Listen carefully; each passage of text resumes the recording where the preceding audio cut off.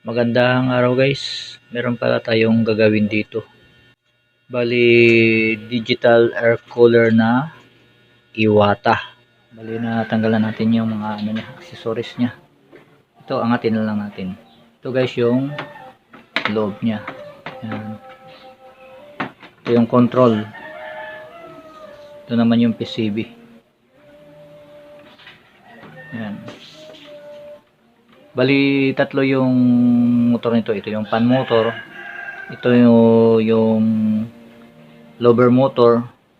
Tapos, ito naman guys, sa ilalim yung submersible pump. Ito guys. Bali, tatlo yung motor niya. Okay. Ngayon, para maiangat natin tong matatanggal natin tong fan motor. Kasi ang problema nito, fan motor at saka submersible pump. Ito guys, yung control na to, okay naman. Naglilipat, nagsiship siya ng pero di pa natin na-check yung triac switching nito kung okay. Pero dito ay sa control niya naglilipat.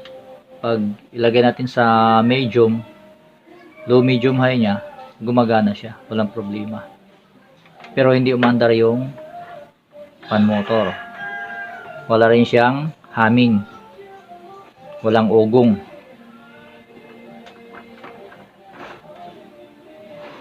Kaya ito yung tatanggalin natin, yung fan motor.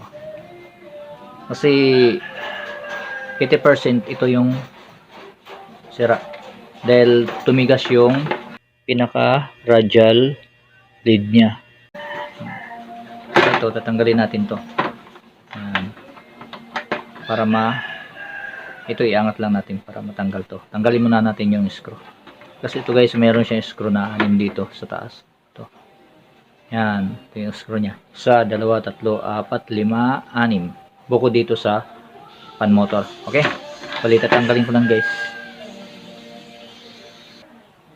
Okay, ito na guys. Tanggal na natin yung 6. Ngayon, ito lang guys pagtanggal niyan. Bali may 4 siya dito na tornilyo. Itong tinanggal na rin natin. Angatin lang natin siya. Yan. Okay. Kasya ba dito? Natin kung kasya dito siya padaan. Kung hindi kasya, doon talaga sa ilalim. Ayun, kasya.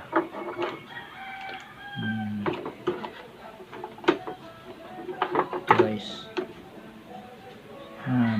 Ganito lang. Okay.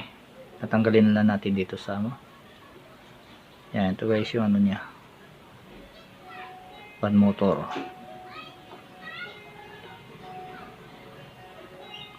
Yan, 1.5 UF yung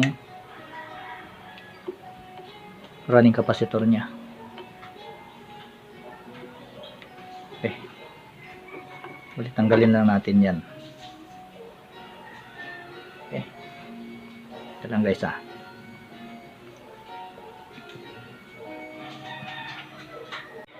Ito guys, tatanggalin na natin yung fan motor. Kasi ang problema niya tumigas. Natuyuan siya ng langis. Ngayon, pumutok yung thermal fuse. Gagawin natin, iba-bypass na natin siya.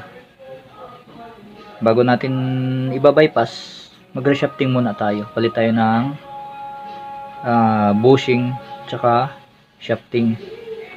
Ito guys, madali lang naman mag-check nito. Ang pag-check nito, kagaya din sa mga pangkaraniwan din na electric fan.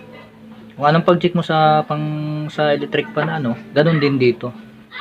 Ang lang niya, gumagamit siya ng electronic boards. Ito guys. Ito dito din hindi kayo malito dito kasi may nakalagay siya na low, medium, high. Tapos line, neutral. Yan guys. nakalagay. Pero yung ibang ano, walang marking. Pag ganyan guys na walang marking, dito nyo na lang i-check sa ano. Hanapin nyo na lang kung sa speed kung saan yung speed 1 to 3 o low, medium, high, tsaka line o common. Kagaya rin din sa pangkaraniwang electric fan. Ganon din guys. Yun ang ano niya. Ngayon tatanggalin lang natin siya. Ayan.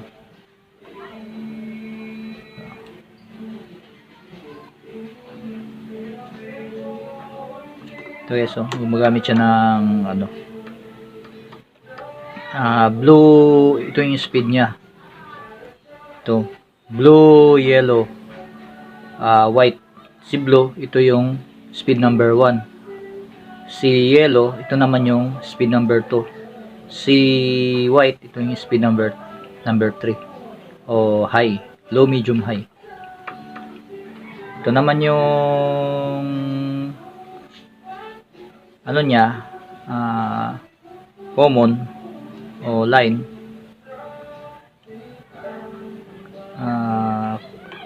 kulay brown siya, ay kulay black. Yan. Ito guys, black pala, black, hindi brown. Ito, bali tatanggalin lang natin. Kaya guys, pinapainit ko lang yung ano.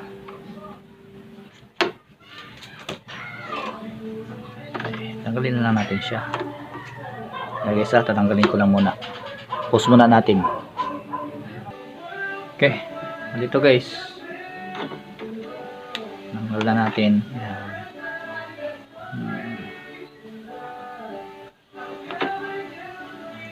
Okay, bali tabi lang natin muna. Guys, natanggal natin ah. Pag walang marking guys, para hindi kayo malito, lagyan nyo na lang ng tagging. Mag-tagging na lang kayo kung hindi nyo pa kabisado yung kung paano mag-check ng tawag ito,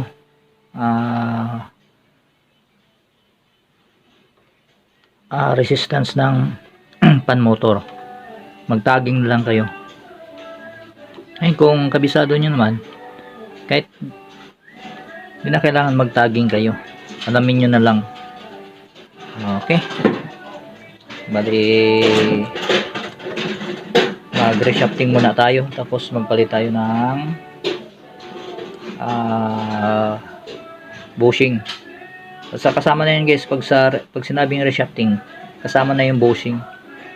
Depende sa ano dyan, bushing, spacer. Kung kailangan na dagdagan ng spacer, magdagdag tayo ng spacer.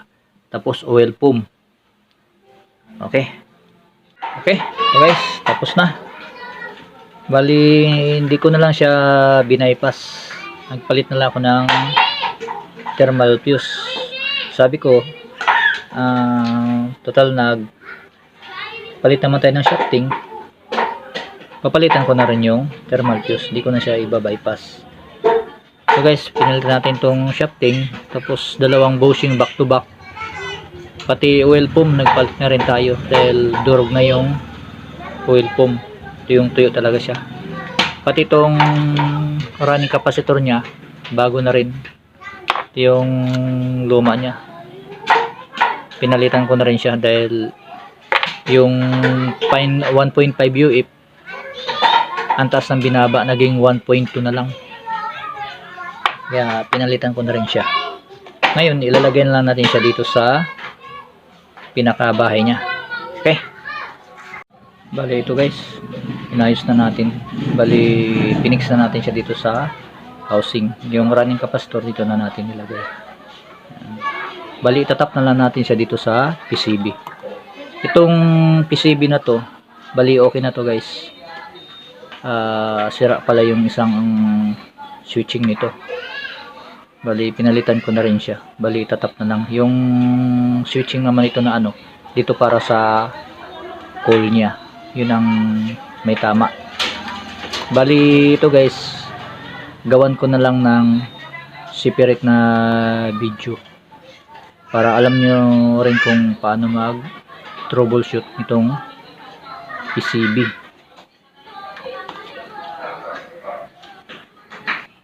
At kahit pa paano, alam nyo rin kung paano itap yung mga wirings nitong fan motor. Kung may tama ba yung PCB o wala. Okay guys, bali itatap ko na lang siya dito. Abangan nyo na lang guys yung separate na video dito para dito sa PCB. Bali itatap na natin guys.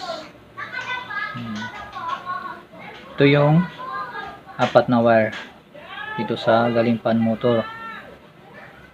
Ito yung black, ito yung line natin. Itong blue, ito na yung speed number 1. Si yellow, ito yung speed number 2. Si white, ito yung speed number 3. Sa makatwid, ito si blue, ito yung low. Si yellow yung medium. Yung white, ito yung high. Ngayon, dito natin siya itap.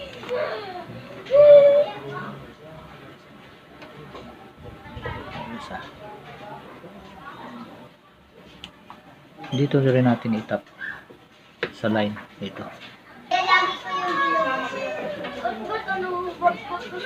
Dito natin siya itap. Ako nga, naano ko din eh. Boy, sutukan kami dyan, di ba? Oo, tinanggal kong gloves. Si white, dito natin ilagay si white.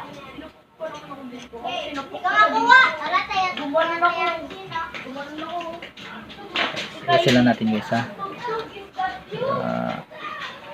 Ayan. Ayan.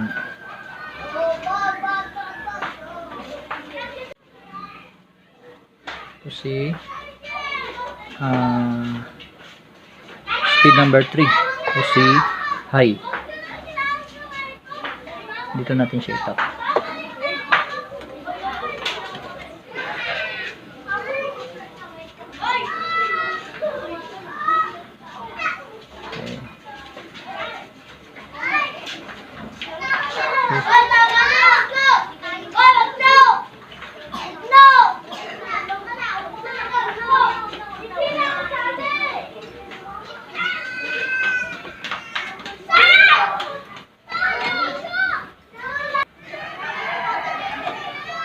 Ngayon, ito naman yung speed number 2. Kasi yellow. Si medium.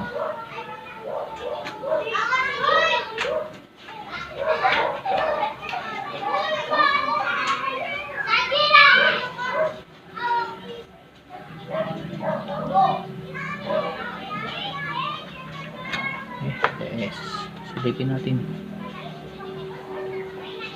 Okay.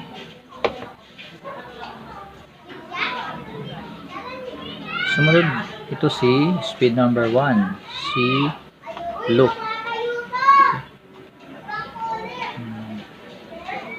Siyempre, dito rin siya kay loop. Ikabit.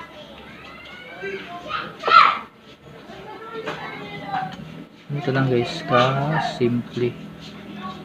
Mag-tap.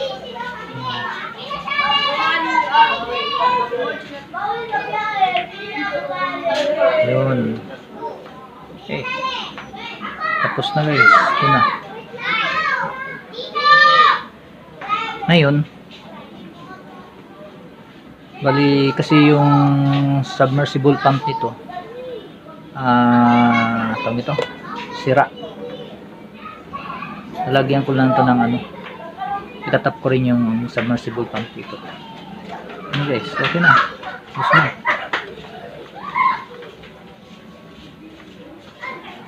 Ayusin na lang natin. Ito, sinarado na natin. Ayan. Okay na. Bali, nilagyan na natin siyang tubig. Dito lang, minimum lang. Lagyan natin kasi mabigat pa.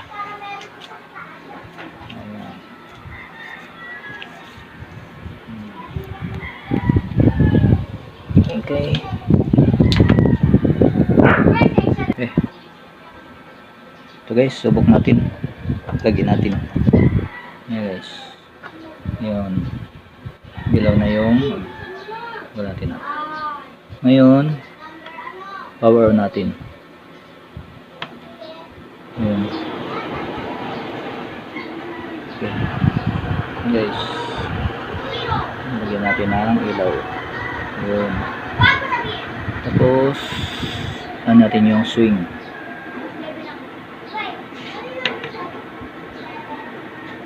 Diba? Yun. Swing na.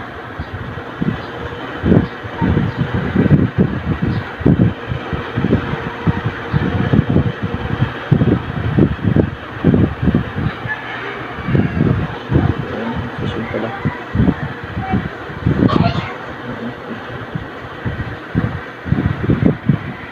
Ngayon, equal na natin.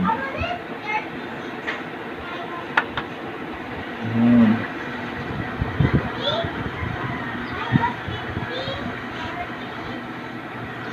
Guys, bali nagaano na yung tubig niyan. Okay. Dito na lang. Salamat sa panonood niyo.